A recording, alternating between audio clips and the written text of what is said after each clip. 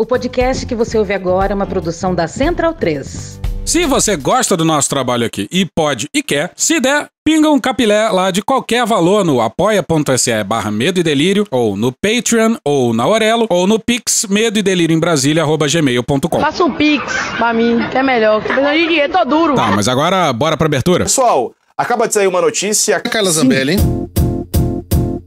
E o Tribunal Regional Eleitoral de São Paulo cassou durante sessão realizada hoje o mandato da deputada federal Carla Zambelli, do PL. Carla Zambelli tem um mandato cassado. De novo! O Tribunal Regional Eleitoral de São Paulo cassou o mandato da deputada federal Carla Zambelli. Caralho! De novo! Está cassado o mandato da deputada Carla Zambelli. Buceta! Mais uma vez. Cassou o mandato da deputada federal Carla Zambelli. Eu vou repetir. A deputada federal Carla Zambelli, do PL de São Paulo, teve o mandato cassado. Mais uma aí, ó. Ah, rapaz, Carla Zambelli foi cassada. Muito legal, muito legal. Acho que foi muito legal. Vou falar de novo, por favor. Por favor. Carla Zambelli, do PL, teve o mandato cassado. Bom pra caralho, gostei de você.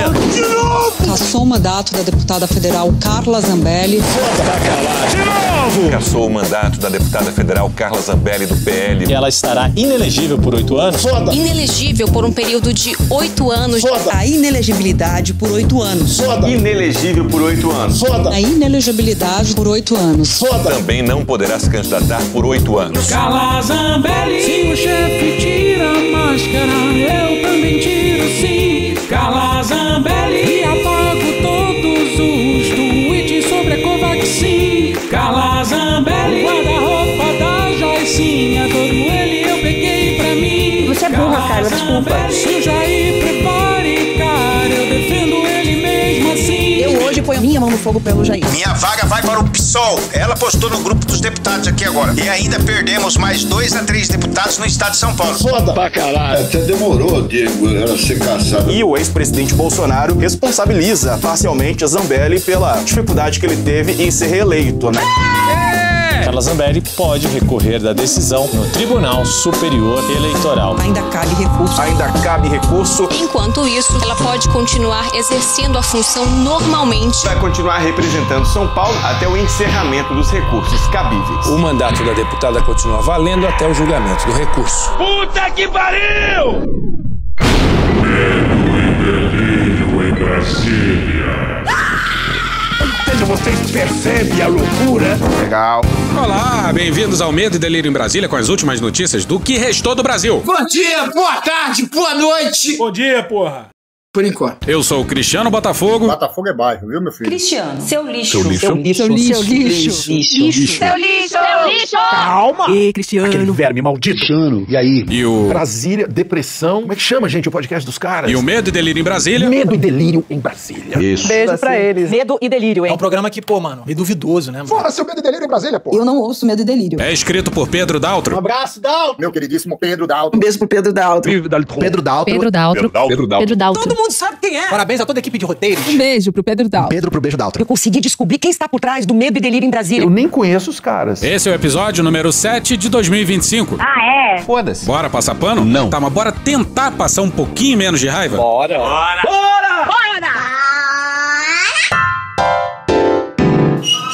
Sai! Arthur Lira! Entra! Davi Alcolumbre! Estamos de volta, senhoras e senhores. Este episódio estará sendo publicado probabilissimamente no último dia de janeiro de 2025. Daí que janeiro foi um mês. Difícil. Fevereiro, enfim, chegou ou está chegando, dependendo de quando você ouvir isso, mas muito provavelmente terá chegado já, e trouxe junto com ele não o carnaval, porque afinal... Pera aí, porra! Porque afinal, carnaval só em março. Tô pedindo calma. Mas fevereiro trouxe junto com ele o... Todos juntos, por favor. Fim da presidência de Arthur Lira! Obrigado.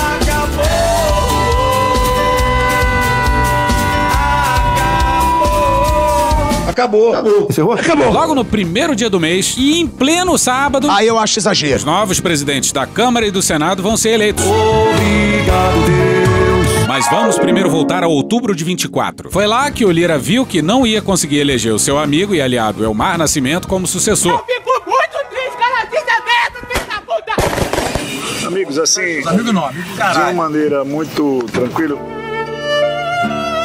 todos os deputados que se colocaram e se colocam nessa disputa possuem plena legitimidade para pretender a cadeira que temporariamente ocupa. Alguns mais que os outros. Jamais caberia a mim, presidente da casa, entre iguais, sério? cessear as legítimas pretensões de quem quer que seja ou obstar o projeto político de um outro parlamentar. Pena que é mentira. No caso, que como todos sabem, Elmar Nascimento e Antônio Brito, mais do que colegas de parlamento, são verdadeiros amigos de putaria. São verdadeiros amigos de Perigo! São verdadeiros amigos de vida. Ai, que lindo, cara. O Elmar é esse aqui, ó. Na saúde, você cadastra de manhã, você empenha de tarde, você paga no outro dia, fundo a fundo. E ao que consta, não temos prova. Ele tá putíssimo com a traição do Lira. Sabe como é que é, né? Todo o espaço para o diálogo com eles, tal como com todos os parlamentares, mantive um diálogo aberto, franco e, sobretudo, leal. Questão de ordem, presidente. Por favor, essa emenda aglutinativa acabou de subir no sistema e eu peço tempo para que saibamos o que está acontecendo. Não fui informada. Vou chamar um tempo de liderança da maioria para que algum parlamentar faça uso da palavra para que o novo tenha acesso à emenda aglutinativa que já foi dezenas de vezes repetidas as alterações aqui no plenário. Ai, seu grosso! E a todos fiz apenas um único pedido. Pare de usar a cocaína! Viabilizem-se junto às deputadas e aos deputados, pois sem convergência não há governabilidade. E sem governabilidade sofre o país e sofre a população.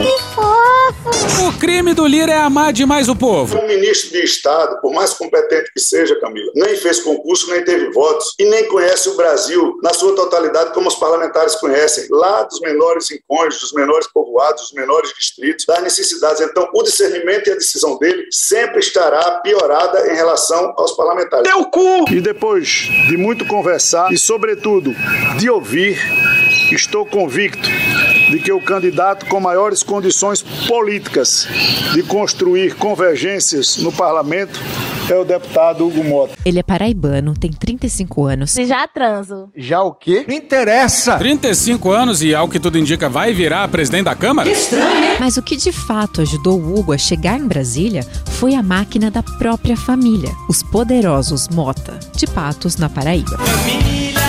Família. Tem que gostar. Eu gosto de estar perto das pessoas. Mas não tem coisa mais gratificante do que receber o carinho das pessoas. Hugo Mota é filho de Nabor Vanderlei, reeleito agora, em 2024, para o 4º mandato como prefeito de Patos. Pato. E a única coisa que eu poderia prometer a Patos era que eu iria trabalhar muito para Patos recuperar a sua credibilidade. Em tudo que nós fizemos em Patos, tem a marca do seu trabalho e da sua contribuição pela nossa cidade. A mãe do Hugo é Ilana Mota, a filha de Edivaldo Mota, um político que foi deputado constituinte, deputado federal, deputado estadual e prefeito. Ele morreu em 1992, mas deixou a esposa, Chica Mota, como sucessora política. A Chica é a avó materna do Hugo Mota e está no seu 6º mandato como deputada estadual da Paraíba. Ela é uma das principais responsáveis pela carreira política do neto. Em 2010, quando o Hugo tinha 21 anos, ele foi eleito deputado federal com 86 mil votos pelo PMDB. Olha que legal! Todos eles são Nepo Baby. Aí tá explicado, né? E politicamente, para além da sua influente e abastada árvore genealógica, Hugo Mota é cria política de quem? Ah, Alexandre! Não. Que Deus tenha misericórdia dessa nação. Sim, Eduardo Cunha, que já vem despachando do gabinete da filha. Daniele Cunha é eleita pela União Brasil, a deputada federal em 2022, e vem tentando recuperar um pouco da influência perdida. E ele deve estar adorando a ascensão do seu aliado. Aliado esse que conseguiu unir um espantoso arco de apoio. Hugo Mota conseguiu articular o apoio de 18 bancadas na Câmara dos Deputados. Só 2 não apoiam a candidatura dele, que são justamente o Partido Novo e o PSOL, que optaram por candidaturas próprias. Essas 18 bancadas representam um contingente de 495 deputados. Caralho! Dos 513. Pois é muito apoio. Pra caralho. E além do Hugo, estão concorrendo o Marcel Van Hatten. Precisamos falar de meritocracia. Não. E o pastor Henrique Vieira, do PSOL. Fidelidade ao evangelho é a fidelidade ao torturado, ao perseguido. perseguido, a vítima da violência, a quem deu a vida por amor, não tirou a vida de alguém por ódio. O Arthur Lira tem costume de decidir a pauta de última hora, de fazer as articulações enquanto a sessão já está acontecendo, e o pedido é para que isso seja feito com mais antecedência na gestão de Hugo Mota. O mínimo! Sabe como é, né? Só estamos pedindo mais diálogo e mais. Escuta. E no fim das contas, vai sair um Lira e vai entrar um Mota. Como tudo dantes no quartel de Abrantes. Mudou foi nada. Não vai mudar nada nesse país. Aí, ao que parece, o Lira sonhou com o Ministério da Saúde, mas deve levar o Ministério da Agricultura. Como é forte Brasília. Mas vamos falar do Senado. Vamos seguir. Como senador da República... Que lá é que tá o maior problema. O Alcolumbre deve voltar à presidência do Senado. Ele presidiu o Senado entre 19 e 21 e agora quer voltar. Eu voltei. Calma, e os grandes operadores do orçamento secreto no Congresso são o Arthur Lira na Câmara e o Alcolumbre no Senado. No segundo caso, mesmo sem a presidência da casa. E pra gente é uma desgraça, porque a gente se livra do Lira, mas ganha de volta um Alcolumbre. É uma desgraça. A gente imaginava que talvez o Davi Alcolumbre, que quer voltar a ser presidente da casa, fosse ter o mesmo apoio aí que Hugo Mota na Câmara, só que não é o que está acontecendo. A gente tem algumas divisões dentro do centro-direita e até mesmo da direita, né? O PL ali meio rachado, meio dividido. Legal. Pois é, a volta do Alcolumbre é uma merda, mas pelo menos vai trazer algumas risadas de volta pra gente. Mas agora a gente vai com... Essa eu quero ver. Não quero ver, não. Ah, Alexandre Garcia. Poder moderador. E o velho... Johnny Bravo. E desde já a gente já pede... Perdão! Dia 1º de fevereiro tem a eleição dos presidentes da Câmara e do Senado. E, como a gente sabe, são dois cargos que têm um poder praticamente absoluto sobre a pauta das duas casas. Pode sentar em cima, Legal. Agora vai sentar.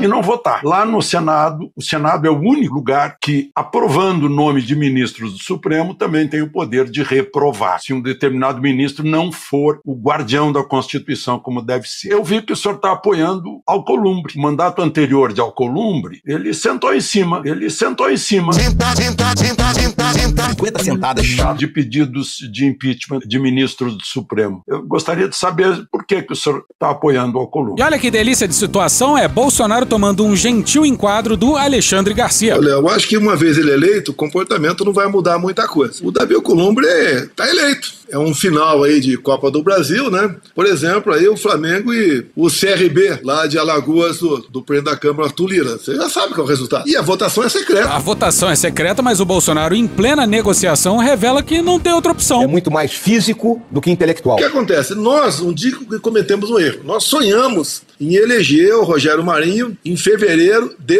2023. E ele teve em torno de 33 votos. 13 votos nossos e 20 de outros partidos. E fizemos o possível. Perdemos. E quando você perde, você fica sem mesa diretora, nenhuma vaga lá, e sem vaga em comissão. O que nós estamos negociando com esse apoio é a primeira vice-presidência. A primeira vice, você já participa da mesa. Você pode, numa ausência lá do Alcolumbre, botar em votação, por exemplo, o projeto da anistia. De forma discreta. Estrategicamente discreta. Anistia é o caralho. A gente não quer esperar a anistia para o futuro presidente de direita, caso seja eleito em 26, vai tomar posse em 27. E olha como o Bolsonaro é dramático.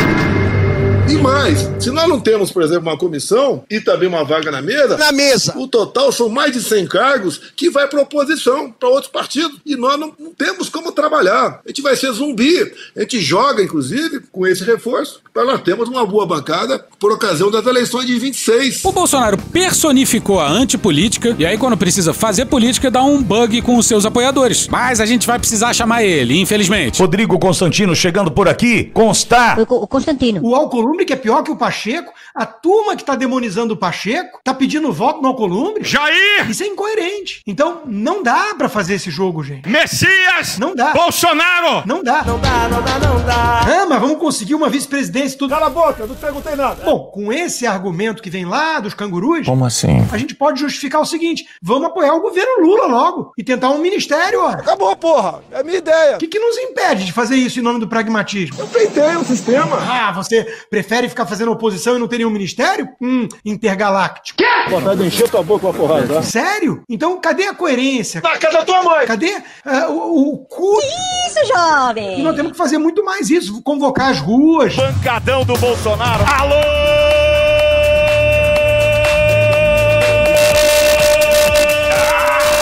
Usar o capital político de oposição, não fazer pacto com o diabo. O vírus sou eu. Vá de retro! Cadê o cu? Vá de retro, Satanás! Não acreditar no Alcolumbre, que já está descartando a priori qualquer possibilidade de impeachment de ministro do Supremo. E nem a Auriverde concorda com o Bolsonaro. Eu não sou político, eu não sou estrategista, eu não estou de olho em cargo na mesa. Na mesa! Eu não estou de olho nisso. Embora eu entenda que existam pautas prioritárias para o Brasil, uma delas é, sem dúvida alguma, o PL da anistia. Não. Indiscutivelmente o PL da anistia. Com certeza. Não. Existem acordos que podem levar ao avanço do PL da anistia, elegibilidade do presidente Bolsonaro. Existem acordos, eu entendo. O que eu tenho como história é o descumprimento de acordos por parte de alguns, dentre eles o próprio Alcolumbre. Quem também discorda do Bolsonaro é alguém muito caro ao Bolsonaro, hein? Gostaria de continuar transando comigo. Não, caralho. Em 22, o Bolsonaro apostou as suas fichas paulistas em Marcos Pontes pro Senado. O traveiro da NASA não é da NASA mesmo. O astronauta ganhou 8 anos em Brasília e resolveu lançar o seu nome pra presidência do Senado. Pra desespero do PL, do Valdemar. E do Bolsonaro! E o desespero do Bolsonaro é hilário. Sobe som.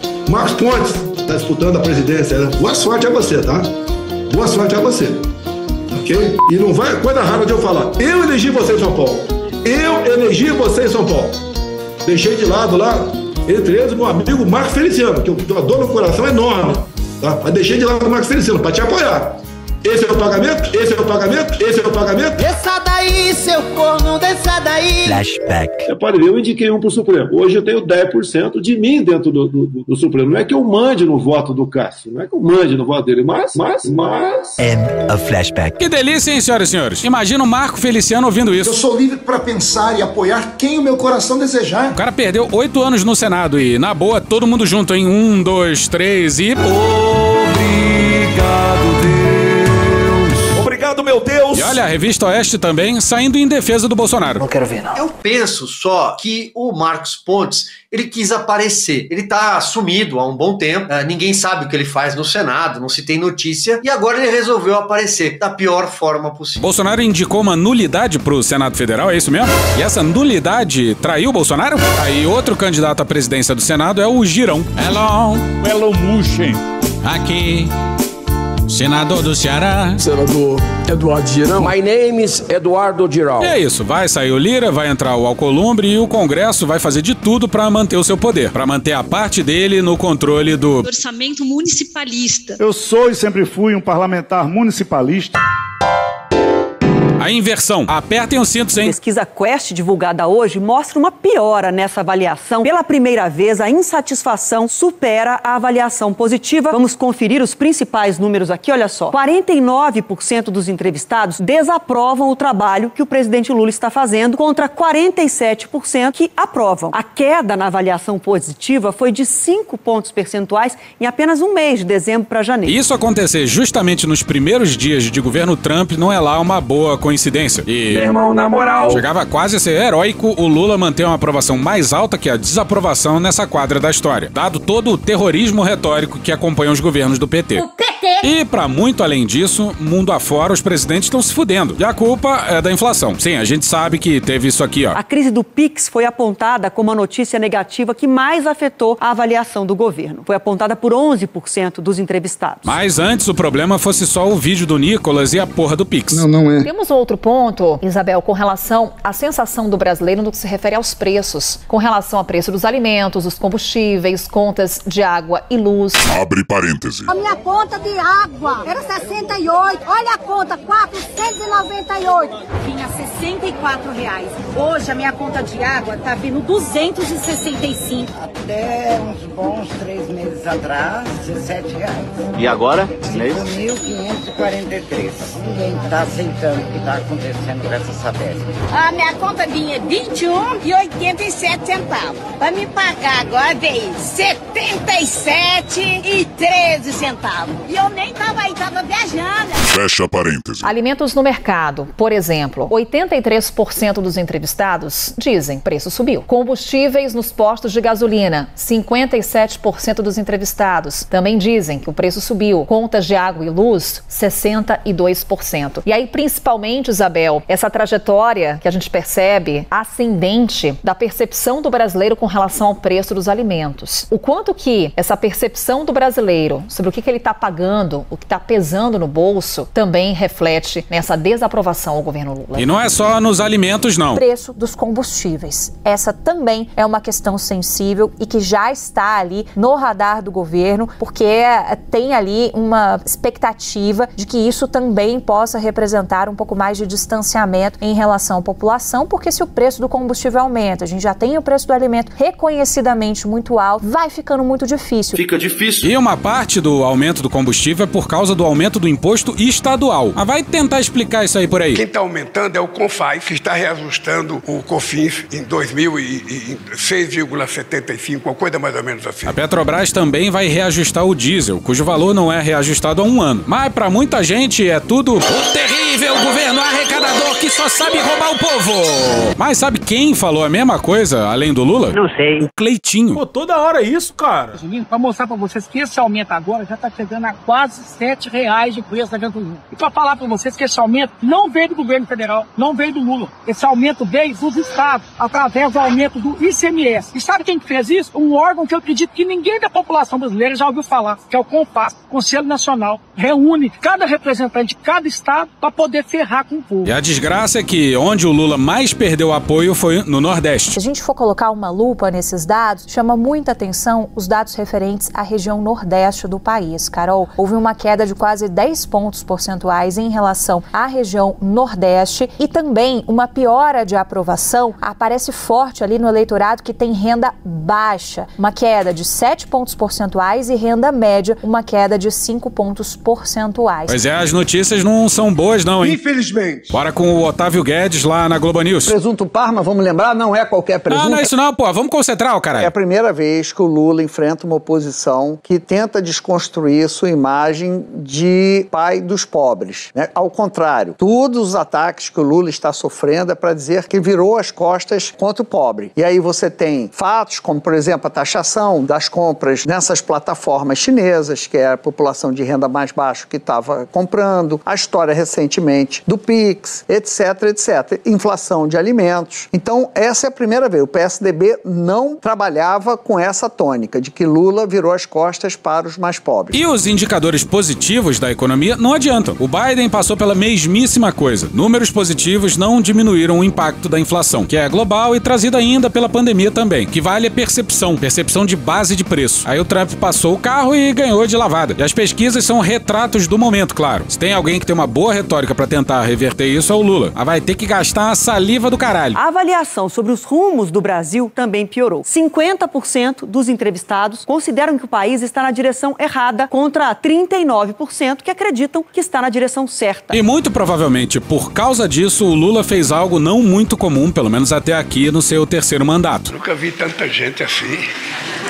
Eu não lembro qual foi a última entrevista que eu dei aqui, faz tempo, acho. O Lula falou pouco mais de 1 hora com os jornalistas. Eu tinha até pensado que no segundo mandato eu ia fazer uma manhãneira, como fez o López Obrador no México, todo dia, às 6 horas da manhã, das 6 às 8, conversar com a imprensa. Mas eu achei que aqui no Brasil a cultura nossa não permite, porque nem vocês terão pergunta todo dia, nem eu terei resposta todo santo dia. E alô, Luiz Inácio? Alô? Tem que conversar com a imprensa, mas é pra conversar com as pessoas também. Pode responder pergunta de jornalista, claro, mas tem que responder pergunta pro povo também. Então é melhor a gente funcionar de forma brasileirada, não, sabe, como o México faz, porque pro López Obrador foi importante. A Cláudia está fazendo isso lá agora. E eu quero estabelecer com vocês que nós vamos ter mais conversa. Eu quero me colocar mais à disposição de vocês para que a gente possa começar a derrotar definitivamente a mentira nesse país. Não é possível o que está acontecendo no mundo com a democracia. Lá pro 9º minuto veio a primeira menção ao Trump. E nem precisou de ninguém fazendo pergunta. O Trump acabou de anunciar a saída do Acordo de Paris, mas os Estados Unidos já não tinha cumprido o Acordo de Kyoto. Ou seja, os países se comprometeram a dar 100 bilhões de dólares por ano para os países em desenvolvimento em Copenhague em 2009 e até hoje não deram. Agora a necessidade é 1 trilhão e 300 bilhões de dólares. Eu tenho certeza que eles não vão dar. E o nosso pessoal baixou, os ambientalistas baixaram para 300 bilhões, que também não vão dar. Então é preciso que a gente faça uma discussão séria se nós queremos discutir a questão do clima com seriedade, se nós queremos fazer com que haja uma transição energética de verdade, se nós queremos mudar, sabe, o nosso planeta para a gente poder sobreviver nele e chegarmos a ter no máximo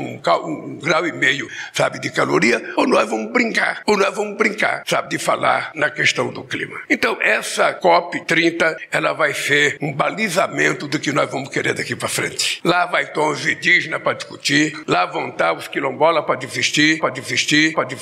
Equivoquei-me. Lá vão estar os chefes de Estado para discutir, lá vão estar os especialistas para discutir, e nós queremos uma coisa muito verdadeira para a gente saber se a gente está falando sério ou não está falando sério sobre a questão do clima. E lá deve estar o Trump. Tem tudo para não dar certo. E por falar em COP em Belém, o Helder Barbalho, o governador do Pará, está tentando acabar com a educação indígena. Odeio o termo povos indígenas, odeio esse termo, odeio. Enfia esse dedo no seu cu. Que isso, meu irmão? Que grosseria é essa? Cadê o cu? O Constantino. Mas ali na coletiva, ninguém fez nenhuma pergunta sobre povos indígenas. Bora com o Daniel Munduruku. Olha, a educação indígena não é um benefício concedido pelo Estado brasileiro aos povos originários. Ela não entra na cota de benevolência dos governadores para com seus eleitores. Ela não é demonstração de boa vontade ou de humanismos de políticos oportunistas. A educação diferenciada para os povos indígenas é uma conquista inscrita na Constituição brasileira. É um dever do Estado Nacional para com seus filhos mais antigos. Justamente por isso, ela precisa ser tratada como um tema dos mais relevantes para o restabelecimento da identidade brasileira e do reencontro dessa mesma sociedade com suas origens ancestrais. Educação diferenciada é como ela foi descrita na Constituição. A lei entende que a identidade indígena interferiu e interfere na formação do próprio Brasil. Também por isso, ela precisa ser preservada, mantida, ensinada, transmitida e assegurada para as novas gerações. O que o governador do Pará, Helder Barbalho, está fazendo é uma afronta à Constituição brasileira, uma vez que ele está querendo ressuscitar uma política integracionista que já foi completamente superada. Mudou, o índio mudou.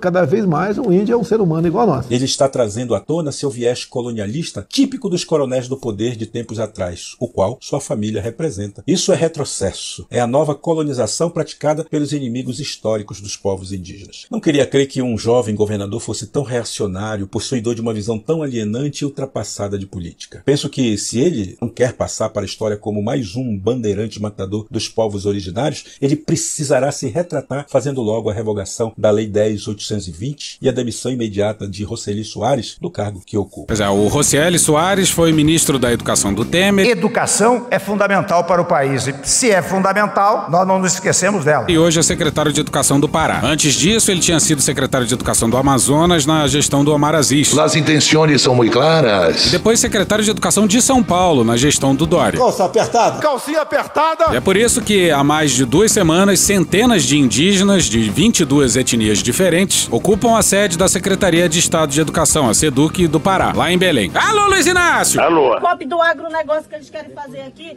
não vai ter, porque nós não vamos deixar. É preciso que o Ministério dos Povos Indígenas, é necessário que o Lula fale com o amigo dele, Helder, para vir aqui, que é amigo da nossa ministra Sônia. Chega, são 10 dias. Estamos e 8 dias de BR. O MPI está aqui desde a semana passada e até agora também não conseguiu fazer nada. Por que o Helder tem tanto poder assim? Dinheiro! Qual é o problema? Por que ele tem tanto poder, inclusive com o governo federal? Eu quero saber. Porque o governo federal está desde a semana passada e não consegue fazer nada. Qual é o problema? Qual é o problema para resolver? O que tem feito esses dias todos é tentado dividir o movimento. Colocar parente contra parente. Nós não vamos cair na deles, não. A nossa pauta aqui segue firme. Até que o Helder saia do buraco que ele se meteu, da onde ele se escondeu, para ele ter coragem de chegar com os povos indígenas e falar cara a cara. E olha como o Helder lida com a situação. Na sexta-feira, eu havia chegado na quinta de noite, vindo do Fórum Econômico Mundial, e eu pedi que eles viessem conversar comigo, já que eles não quiseram participar do grupo de trabalho. Então venham conversar comigo. Vamos dialogar. Fiquei aqui das 3 às 8 da noite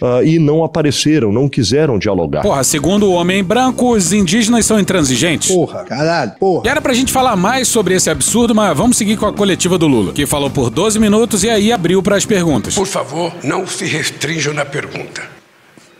Presidente, Cristiano Botafogo, do Medo e Delírio em Brasília. O Múcio continuar na defesa é dívida de jogo, alguma coisa assim? É piada, é humor. Não era humor nem piada. Sabe? Nessa semana, 2 presidentes de partidos da base, né, que tem ministérios, fizeram críticas ao governo. O Gilberto Kassab disse que o senhor não é favorito, não vê o senhor como favorito se a eleição fosse hoje, em 2026, e falou que o ministro da Fazenda, Fernando Haddad, é fraco. Porra, o Haddad acabou de entregar uma reforma tributária. Cumpriu a porra do arcabouço fiscal. Os indicadores econômicos estão positivos. positivos. Não fala em crise. Trabalho. E qual é? Sai daqui. E o Marcos Pereira, que é o presidente do Republicanos, falou que o governo está sem rumo e que também imagina o partido dele em outro caminho em 2026. Eu queria saber, o senhor teme perder o apoio desses partidos até 2026? E como é que o senhor pretende contemplá-los na reforma ministerial? Bom, digamos que em Brasília dão como certa uma vitória oposicionista em 2026. E essa movimentação do Kassab mostra que talvez o Tarcísio não vai esperar por 2030 não, hein? Afinal, todos os incumbentes, aqueles que buscam reeleição, que estão no cargo, estão perdendo o mundo afora. E estão perdendo, ao que parece, para a inflação, hein? Eu tenho em mente que o aumento dos preços de comida que vão na cesta básica é sempre muito ruim, porque eles afligem exatamente as pessoas mais pobres, os trabalhadores mais humildes que a gente quer proteger. Então não tem sentido você fazer um sacrifício enorme de fazer políticas públicas para fazer com que o dinheiro chegue na ponta e depois esse dinheiro será comido pela inflação. Outra coisa que deveria afligir também o Lula são as declarações do Rui Costa, que falou de forma abstrata e inespecífica de um conjunto de intervenções para reduzir os preços. Aí o pessoal já ficou pensando nisso aqui, ó. Flashback. No Rio, um dia de muito trabalho para os fiscais da FUNAB e para os policiais. Foram mais de 1000 denúncias contra a remarcação do trânsito. Vai fazer a compra com uma lista da FUNAB, com uma lista do governo, que fixou os preços dos produtos, que congelou os preços.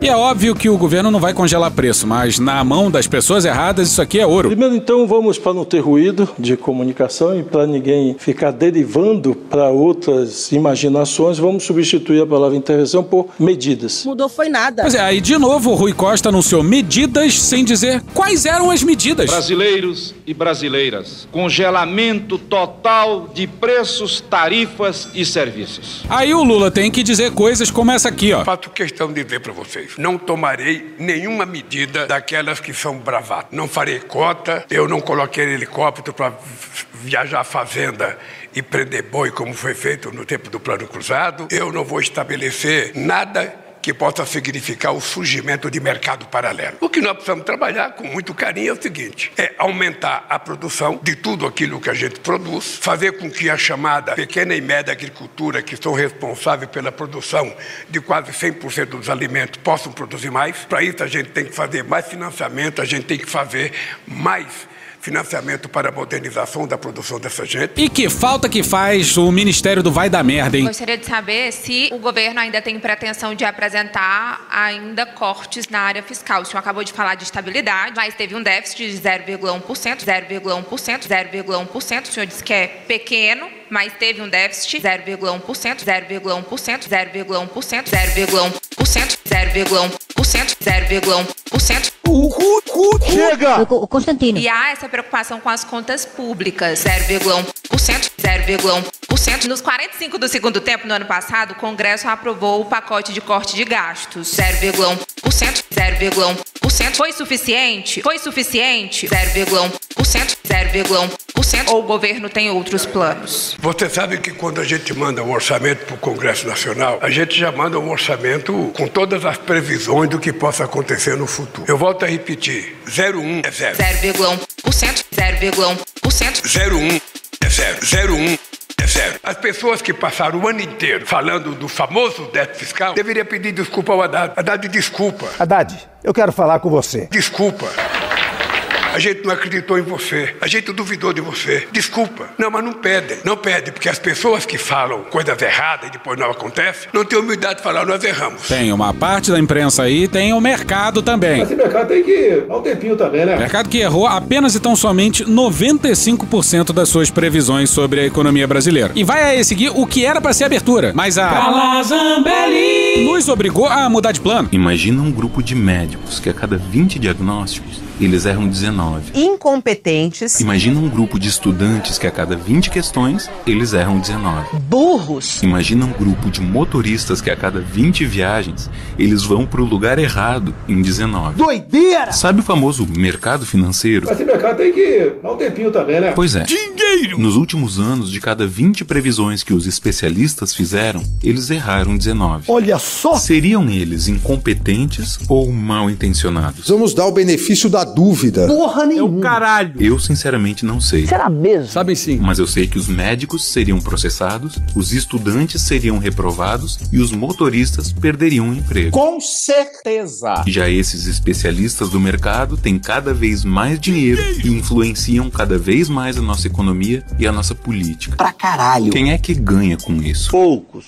Pouquíssimos. Não precisa ser matemático para ver que a conta não tá batendo. Obviamente, não está. O mercado tá errando bastante, hein, Débora? Pois é. Às vezes eu brinco aqui com vocês, parece mais torcida do que projeção, porque muitas coisas colocadas no Focus parece que eles estão querendo pressionar, não só isso, mas ali fazendo uma torcida para que aquilo aconteça. Profecias autorrealizáveis. E aí eu vejo muito assim acontecendo com frequência, de colocar uma perspectiva até meio fora da normalidade ali, do que se espera, para depois falar, nossa, olha, cresceu acima. A gente não pode pensar que o mercado faz isso também de forma inocente. O mercado não é bobo e nem inocente, tá? Ele também mexe com as expectativas das pessoas, porque ele sabe que o que mexe com tudo é expectativa. Então ele vai trabalhar com isso também. A volta para a coletiva do Lula. O senhor falou 2 vezes sobre a questão ajuste fiscal, do déficit fiscal. Pô, toda hora isso, cara. Mas eu queria aprofundar um pouquinho, porque o que a gente está querendo saber é se o senhor entende que cumpriu a necessidade de contenção de gastos para o equilíbrio fiscal a longo prazo, porque o problema no mercado não é hoje, é o daqui para frente. O que a gente quer saber é se o senhor considera que cumpriu a necessidade de baixar o rombo fiscal, de resolver o rombo fiscal. Olha, eu vou só repetir o seguinte: não existiu rombo fiscal.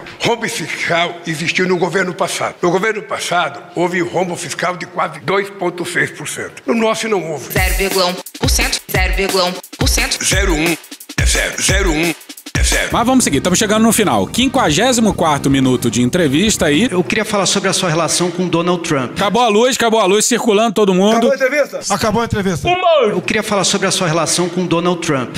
Saber se o senhor vai fazer um contato direto com o novo presidente dos Estados Unidos, seja uma ligação ou um encontro presencial, e como o senhor vai agir se ele cumprir a promessa de taxar produtos brasileiros, tendo em vista que o país é o 2º maior parceiro comercial do Brasil. Veja, é muito simples. Se ele taxar os produtos brasileiros, haverá reciprocidade do Brasil em taxar os produtos brasileiros. Ele quis dizer os produtos americanos que entram no Brasil. E isso é a resposta padrão de qualquer país, sem a confusão, claro. Taxar os produtos que são exportados para os Estados Unidos, enfim, não tem nenhuma dificuldade. Veja, eu já governei o Brasil com um presidente republicano, já governei com um presidente democrata, e a minha relação é sempre a mesma. A minha relação é uma relação. Legal. A minha relação é uma relação de um Estado soberano com outro Estado soberano. O Trump foi eleito para governar os Estados Unidos. Que merda. E eu mandei na carta para ele que eu espero que ele tenha uma boa governança para os Estados Unidos. Eu fui eleito para governar o Brasil. Eu quero respeitar os Estados Unidos e quero que o Trump respeite o Brasil. Tá? É só isso. É simples assim. Se isso acontecer, está de bom tamanho. Mas até o momento não teve conversa entre o Trump e o Lula. Então, veja, não há nenhum interesse agora, acho que nem meu e nem dele. Porque essas conversas só acontecem quando você tem interesse, tem alguma coisa para tratar. Eu mandei uma carta, sabe, para o governo americano, dando os parabéns pela vitória. Sabe isso? Se a gente não tiver a oportunidade de se encontrar, porque ele não participa dos BRICS, sabe? Se eu for convidado para o G7, a gente tem chance de se encontrar. Se eu não for, a gente vai se encontrar na ONU. Se ele não desistir da ONU também, né? E na nossa humildíssima opinião, o Lula tinha sim que ter ligado pro Trump. Nem que fosse só para irritar os bolsonaristas. Mas a entrevista estava quase acabando e do nada... Do Neida. Mas o que eu quero é que o Pacheco seja governador de Minas Gerais. É isso que eu quero. Tá bom, gente. Gente, senão a gente não termina. Pô, a gente odeia o Zema, mas qual o sentido de falar isso numa coletiva, Luiz Inácio? Sabe.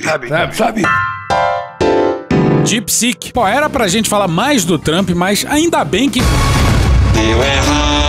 Mas ainda assim, vamos falar brevemente desse cara esquisito. I know words, I have the best words. E vamos tentar falar também do DeepSeek. Tô ousado. A gente já disse aqui que uma das piores coisas que poderiam acontecer ao mundo era a volta do Donald Trump à Casa Branca. E a pior coisa que poderia acontecer ao Trump aconteceu logo nos primeiros 10 dias de governo. It's very sad. Bora com o Yanis Varoufakis. You have heard all about DeepSeek. Vocês já ouviram falar de tudo sobre a DeepSeek, a empresa chinesa de inteligência artificial que, nessa semana, mudou o cenário global de inteligência artificial, sem contar as perdas de $1 trilhão que causou na Bolsa de Valores de Nova York e na Nasdaq. A DeepSeek é a resposta da China ao ChatGPT-4 da OpenAI. Seus modelos funcionam tão eficientemente quanto os de seus concorrentes americanos. A diferença é que a DeepSeek é oferecida a você, a todo mundo, de graça. Como eles ganham dinheiro? Apenas vendendo serviços para desenvolvedores, e isso comparado aos serviços da OpenAI, como o ChatGPT 4 ou 5, e é uma fração dos preços da OpenAI. A chegada da DeepSeek no cenário de inteligência artificial e o caos causado nas bolsas de valores americanas representam uma transição repentina da tecnologia proprietária para a de código aberto. Lá numa parte vai ter uma baita explicação do Caio Almendra sobre a DeepSeek e sobre inteligência artificial. Fica lá para ouvir. Me pergunto qual será o impacto do sucesso da DeepSeek no governo dos Estados Unidos. Não apenas em Trump, mas em todo o espectro do Estado americano e de seu governo. O Vale do Silício e Washington DC, até muito recentemente, até a chegada da DeepSeek, haviam se convencido de que os Estados Unidos tinham uma enorme vantagem em inteligência artificial sobre a China. Mas agora, uma empresa pequena chinesa destruiu essa confiança ao produzir com um orçamento apertado uma tecnologia e serviços de inteligência artificial melhores do que o Vale do Silício imaginava ser possível. Eu não sei você, mas quase consigo ouvir o som das engrenagens dentro das cabeças das pessoas em posição de autoridade, tanto na costa leste quanto na costa oeste dos Estados Unidos, enquanto pensam, tentando entender e prever. Se os chineses conseguiram fazer isso do nada, como a DeepSeek fez apenas 2 dias atrás, o que mais os chineses podem fazer amanhã? E nessas horas o crescimento é exponencial. Lembra a época da Sputnik, não? E justamente nesse momento, só Deus sabe o que acontece em uma Casa Branca que contém tanto os pensamentos de Elon Musk como alguém como Donald Trump. Esses realmente estão se mostrando tempos interessantes, é claro, no sentido tradicional chinês do provérbio.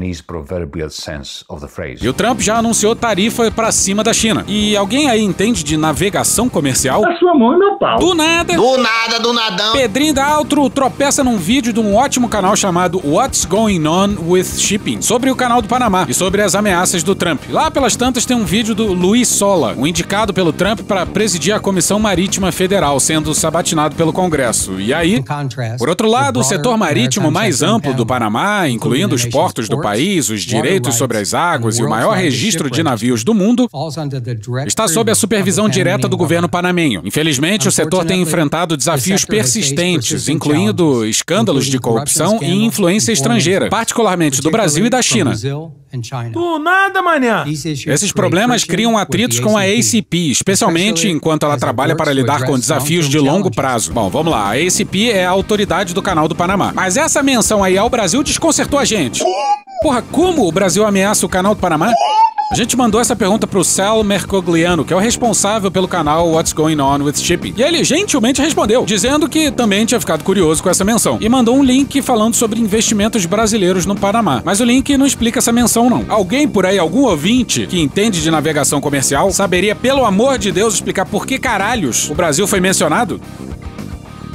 Vai responder não, puta! E tchau pra vocês. Acabou esse episódio. Acabou a semana. Obrigado, Deus. Vem, pianinho!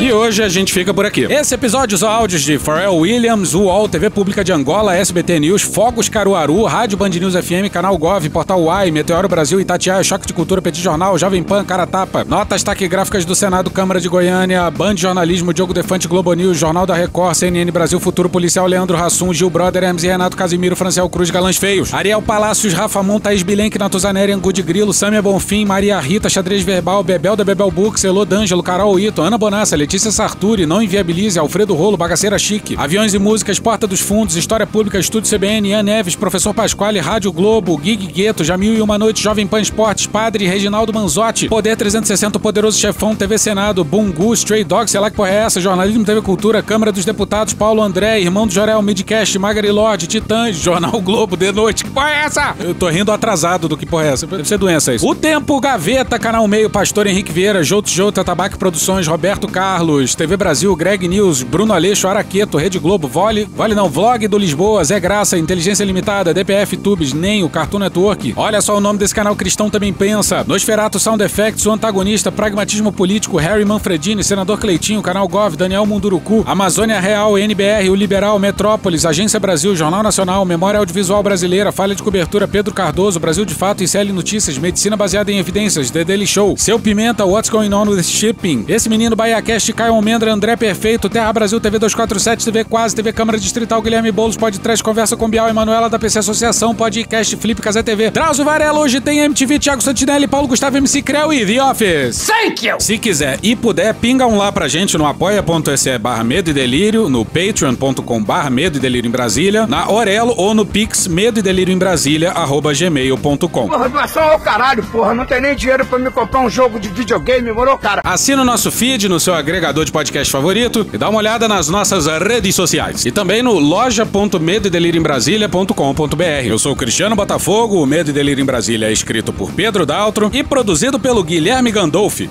@GuiFrodo nas redes sociais. Bora passar pano? Não. Mas bora passar menos raiva? Bora. Me permite uma parte? Não lhe dou a parte. Oi, pessoal do Medo e Delírio, aqui quem fala é Caio Almendra, eu sou editor do Intercept Brasil, sócio do Templo CC, uma consultoria de inovação que aplica soluções em IA, e fui consultor político da revisão da Estratégia Brasileira de Inteligência Artificial, o IBIA, para o governo. Hoje eu vou falar sobre toda essa situação aí do DeepSeek, que balançou o mercado tech na segunda-feira. Primeiro, a gente precisa explicar um pouquinho o que é a IA. Super simplificando, a IA é uma conta matemática complexa que permite a uma máquina calcular qual é a próxima palavra que faz mais sentido numa frase. Isso faz parecer que ela pensa e fala contigo, mas na verdade é apenas uma questão probabilística. Uma IA tem diversos atributos que medem seu desempenho, ou seja, o quão boa ela é, o quão útil ela é para o seu usuário. E um dos principais problemas é que seu desempenho se relaciona muito com um negócio chamado parâmetro, com o número de parâmetros que uma IA usa, que é basicamente a quantidade de variáveis que essa conta matemática tem. Esse número hoje em dia está na casa dos bilhões, e quanto maior, costuma ser maior o desempenho da IA. Um detalhe a mais, esse aumento é exponencial. Se uma IA tinha 1 bilhão de parâmetros e passa a ter 2 bilhões de parâmetros, era mais do que dobra o consumo de processamento. Porém, quanto maior, mais difícil a conta matemática, mais potentes são as placas que processam essas contas, e portanto mais dinheiro, energia e água a IA usa. Basicamente, existe apenas uma fornecedora desse tipo de placa de alto desempenho, é a NVIDIA. E tudo isso não é linear. É possível desenvolver IAs melhores que usem menos processamento, água e energia. Você só precisa fazer uma conta matemática melhor. Por conta do alto custo de energia e dessas placas, as IAs nunca se tornaram economicamente viáveis. Empresas como a OpenAI só sobrevivem porque muitos investidores aportaram bilhões de dólares para elas. E elas não conseguem cobrar os usuários o suficiente para pagar os custos. Outras empresas, como a Google, a Microsoft, aproveitaram de terem outros negócios muito rentáveis e estão utilizando o seu caixa para desenvolver, para investir no mercado de IA. Todo o mercado de IA hoje se assenta na promessa de que o uso de IAs por empresas se tornará tão útil que compensará esse gasto de energia. Em especial, o objetivo é vender esse tipo de serviço para empresas. Ou seja, não é o usuário comum de ChatGPT que faz diferença. Porém, é as grandes empresas utilizando IA para substituir seus funcionários, para gerar demissões, portanto, que é a corrida do ouro, a grande pepita desse mercado. Para vocês terem uma ideia, o gasto de energia é tão alto que boa parte das empresas de IA estão iniciando seus próprios projetos elétricos, alguns deles nucleares. Estão literalmente planejando construir usinas nucleares para alimentar seus data centers que movem essas IAs. A DeepSeek é uma startup chinesa que apresentou uma nova versão de uma IA open source, ou seja, uma IA com código aberto que você pode baixar no seu computador e usar com uma placa simples, que custa R$1.000 e que gasta tanto de energia quanto uma lâmpada. O uso de energia é bem baixo, portanto. E isso gerou um grande rebuliço no mercado, principalmente quando o CEO da Scale IA, que é uma consultoria que ensina grandes empresas a usar IA, como a minha empresa, o Tempo.cc, ensina grandes empresas a usar IA, disse que DeepSeek tinha um grande desempenho. Apesar de já estar lançado há alguns dias, essa declaração sobre DeepSeek causou uma queda expressiva na Bolsa de Valores dos Estados Unidos.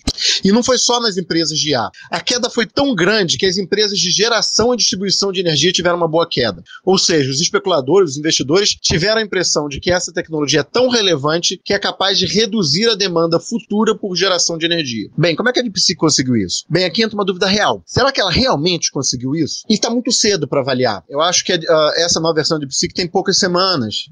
Não se sabe ao certo se o desempenho é tão bom assim. E há uma dúvida se simplesmente não foram investidores aproveitando para vender ações da NVIDIA e de mais empresas de IA que estavam com uma alta acumulada há anos. A NVIDIA, por exemplo, está com mais de 3.000% de alta. Alguns analistas avaliam que a DeepSeek é muito importante geopoliticamente porque que é a primeira IA chinesa de bom desempenho, mas que o seu custo de dinheiro e energia é similar a versões simplificadas do Grok e do Claude.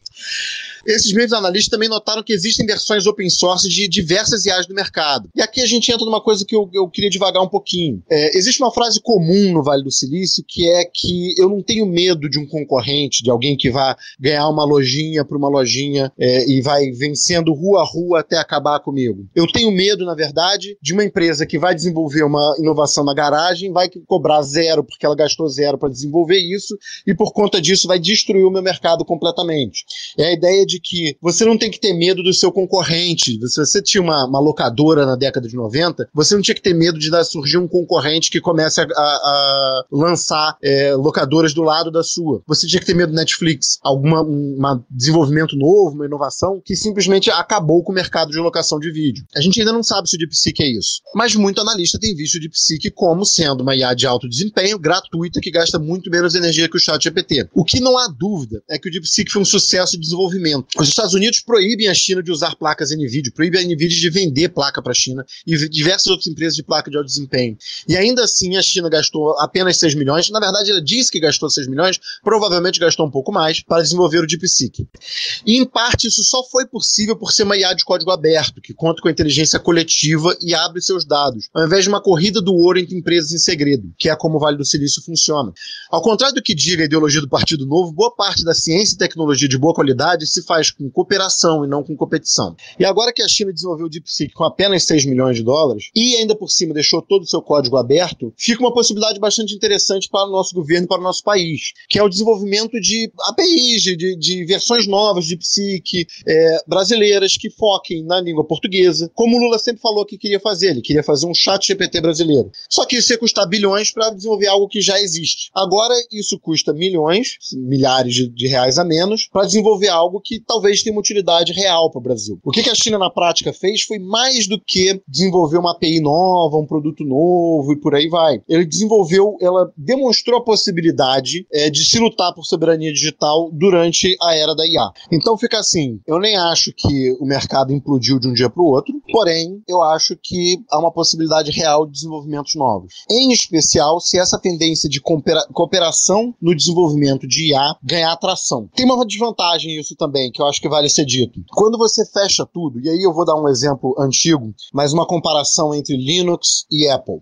Quando você fecha tudo numa empresa, sistema Apple, o que você consegue ganhar é uma entrega de usabilidade para o cliente. Ela fica muito fácil de ser usada, ela é feita com um design bonitinho e por aí vai. E isso, quanto mais fácil usar, mais gente vai usar. E esse é um fator muito determinante do sucesso de uma tecnologia. Porém, quando você tem um sistema open source como Linux, o que na prática você tem um sistema melhor.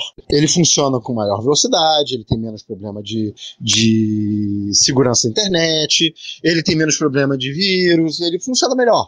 Ele só não é fácil de usar. Então, se chegar a um modelo que consiga ser open source, mas agradar ao grande público, ainda será um desafio para essa viabilidade. Porém, a tendência, como eu disse, é que a boa ciência seja feita na cooperação, a boa tecnologia seja feita na cooperação. Então, a possibilidade de desenvolvimentos open source serem muito disruptivos com o tempo é bastante grande. Um abraço, pessoal.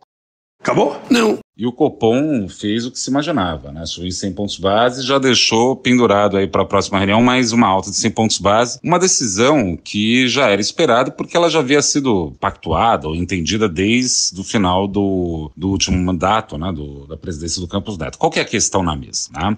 Existe uma inflação que está bastante persistente a respeito de serviços, né? Essa inflação de serviços, ela é prima irmã, né, da queda da taxa de desemprego. Quando cai a taxa de desemprego, o efeito esperado é que a renda suba, né? E serviços é intensivo em mão de obra. Então isso daí está sendo muito persistente. Quando você coloca isso no modelo, né? Os economistas colocam isso no modelo, a resultante que é cuspida para fora do modelo, né? Dá conta que você tem que desacelerar mais a economia e para isso tem que subir a taxa de juros. Só que esses modelos, né, estão olhando só para a inflação e acaba perdendo dois efeitos dinâmicos. O primeiro deles é o seguinte: o Brasil tem um problema fiscal. Sim, a gente tem déficit fiscal e esse déficit fiscal está mais aderente ou mais difícil, porque o governo também perdeu as ferramentas de resolver o déficit fiscal, porque parte do orçamento, ou uma parte significativa do orçamento, está na mão do Congresso. Então isso daí já é um problema que está lá, né? Então temos essa questão fiscal. E o problema é que quando você sobe a taxa de juros, sobe o pagamento de juros, o que piora não o primário, mas o nominal. Então, nos últimos 12 meses se pagou nada menos do que 820 bilhões de reais de juros. Se você tem, né, um título do Tesouro, parabéns, né? Você está ganhando dinheiro, mas para a sociedade desacelera, né? Significa desaceleração. Quando o Banco Central sobe a taxa de juros, a ideia é criar uma recessão de laboratório e jogar no tecido econômico. Isso é uma parte da discussão. Mas os modelos também não estão capturando uma coisa que é muito importante para mim. O nível de alavancagem, ou seja, de dívida das famílias e das empresas está elevado. Por quê? Porque se acreditava que ia crescer a economia com juros que tinha tendência de queda. Pelo contrário, agora está tendo uma economia que tende a desacelerar, porque o Banco Central vai ter que segurar a atividade para resolver a inflação dos serviços, e quando você sobe a taxa de juros, você piora justamente o endividamento dessas famílias e das empresas. Então o problema do governo também está no colo e nos orçamentos das famílias e das empresas, que estando muito endividados, por exemplo, as famílias, sobe o desemprego, e aí? Né? Então por isso que eu estou preocupado de a gente poder entrar num processo recessivo. Tá bom, vai durar pouco tempo? Acredito que sim, porque se tem outras coisas que vão puxar para cima a atividade. Mas essa é a bagunça que a gente está metido agora, e de forma realística. Claro, todo mundo pode falar, poderia fazer aquilo, poderia fazer aquilo outro, mas de forma realística mesmo, da forma que eu vejo de economista, né, há muito tempo vendo esse país, né, não tem o que fazer, vai sangrar, vai doer muito, né, principalmente na população mais pobre, na esperança de você tornar o Brasil tão barato que começa a chamar atenção no sentido de subir. Então a notícia boa, né, nesse momento, é que vai ficar ruim. Acabou? Não. Procedente o pedido relativo à ação de investigação judicial eleitoral formulado por Sâmia de Souza Bonfim para cassar o diploma de deputada federal da representada Carla Zambelli Salgado de Oliveira, aplicando a ela a sanção de inelegibilidade para as eleições que se realizarem nos 8 anos subsequentes às eleições gerais de 2022. Carla Zambelli! Acabou? Não. Acabou sim. Acabou? Acabou. Porra, acabou. Beijinho, sigamos com muito amor e poesia. Ouve a voz do seu períneo. A boca é um ânus da face. Varanda do pum. Lexotan não se toma na veia. Essa porra é maconha? Quando você é jovem, qualquer pessoa que tem um baseado vira seu amigo. O Bolsonaro sendo atropelado. Tô de acordo. Fazer as pessoas passarem fome. É isso. Cenoura. Mais ou menos isso. Que porra é essa aqui? É maconha essa porra? Quem fuma 200 baseados? Muita gente. Muita gente. Conversa de bêbado. Nem todo artista é maconheiro, mas todo maconheiro é um artista. Algum delírio. Presunto Parma, vamos lembrar, não é qualquer presunto. Não é proibido no Brasil transar. Antigamente as pessoas ainda coçavam a virilha, hoje nem isso coça mais. Pegue sua Toyota, empurre dentro do seu cu. Um Opalão, um Chevette, um Gol Bolinha. Vai deixar eles mijarem em cima de você. Lixo. Arrombado. Vai entrar o grosso. O grosso chegou! Ai, que dor no meu pau. Eu sou especialista em pau. É a piroca. Ela é bastante extensa. Veja a gramatura. Você não sabe como eu ficava feliz quando eu vi um trabalhador mostrar uma pica. Também entra. Cadê os machos? Eles têm um pênis. Pistolão bonito, né? Há controvérsias. Contém ovos. Não esqueça de lavar os testículos, a virilha e o ânus. 95% da população mundial faz errado a limpeza do ânus. Ânus. Os galináceos têm pênis. Tem graça esse final? Não, né? Desculpa. Espera um pouco, querido. Espera só um minuto. Só um minutinho. Estamos esperando aí. Calma, relaxa. Tá demorando muito. Pronto, tá bom. Pronto. Era isso? Acorda, vagabundo! Acorda! Obrigado, minha gente. Deus proteja a todos. Sejam felizes. Um abraço. Deus proteja a todos. Creu.